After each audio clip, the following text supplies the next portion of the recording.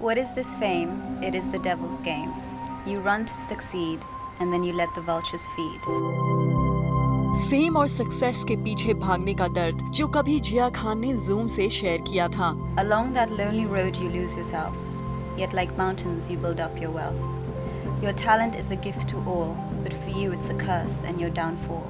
International singer Whitney Houston की death पर लिखी हुई अपनी पेनफुल पोएम सुनाते हुए एक्ट्रेस जिया खान को शायद ही पता रहा होगा कि उनकी लाइफ में जल्द ही वो मोड़ आएगा जब वो दुनिया को अलविदा कह देंगी। When it finally all ends, when you're left with no friends, when your pain comes back, scratching like nails on your back, you realize you were wrong from the beginning. You will always lose in this game. There is no winning.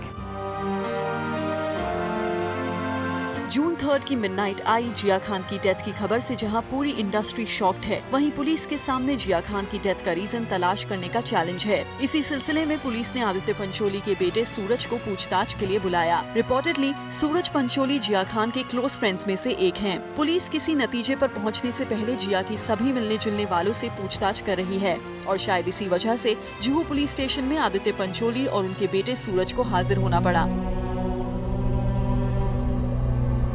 वैसे reportedly सूरज पंचोली से जिया खान की आखिरी बात हुई है। Police को जिया खान के phone की जांच करने पर पता चला कि 3 जून की रात 10:55 PM से करीब हाफ एन आवर तक जिया ने सूरज से ही बात की। प्राइमरी बेसिस लास्ट कॉल उनका हुआ है तो उनसे डेफिनेटली हम पूछताछ करेंगे।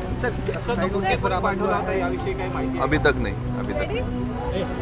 सुसाइड नोट नहीं बरामद हुआ है, लेकिन उनके टेलीफोन कॉन्वर्सेशन जो है और जो SMSs है उसके हिसाब से हम देखेंगे।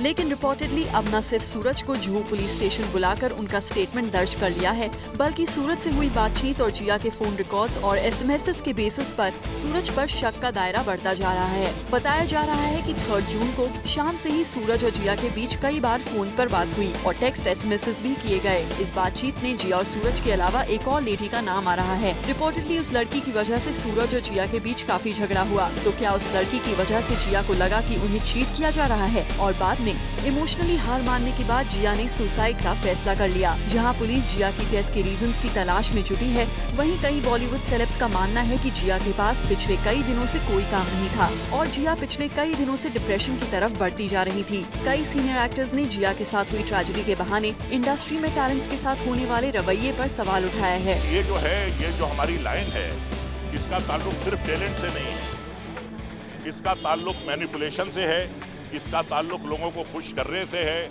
इसका ताल्लुक लोगों के कैंप्स में घुसने पर है, इसका ताल्लुक प्रोड्यूसर्स, डायरेक्टर्स, हीरोज सबकी गुड बुक्स में रहना है। और लगता है लंदन से बॉलीवुड करियर बनाने इंडिया आई जिया ना तो सबकी गुड बुक्स में शामिल हो पाई और ना ही वो मैनिपुलेशन के तरीके सीख पाई। वहीं कई दूसरे स्टार्स को जिया की डेथ की न्यूज से सिर्फ और सिर्फ शॉक ही मिला। सुबह मैंने टाइम्स ऑफ इंडिया में पढ़ा और मुझे इतना शॉक हो गया बिकॉज इतनी चुलबुली सी इतनी स्वीट लड़की थी और मैं उसे अभी कुछ 1-2 महीने पहले मिला था एक शादी में and she so full of life and so much fun. हमने हाउसफुल फिल्म की थी साथ में, वेरी स्पोर्टिंग गर्ल एंड सबके साथ मिलजुल के बहुत अच्छी तरह रहती थी, स्लाइटली क्वाइट। लेकिन ये जो उसके साथ हुआ, I think that is a very sad thing. वैसे पुलिस अपनी जांच में ये इशारा कर रही है कि जिया की डेथ के पीछे कोई फाइनेंशियल रीजन नहीं बल्कि मामला कुछ और है। उनकी माँ से हमने बातचीत की कि किसी ने उनको चीट किया था या कोई तकलीफ कोई दे रहा था,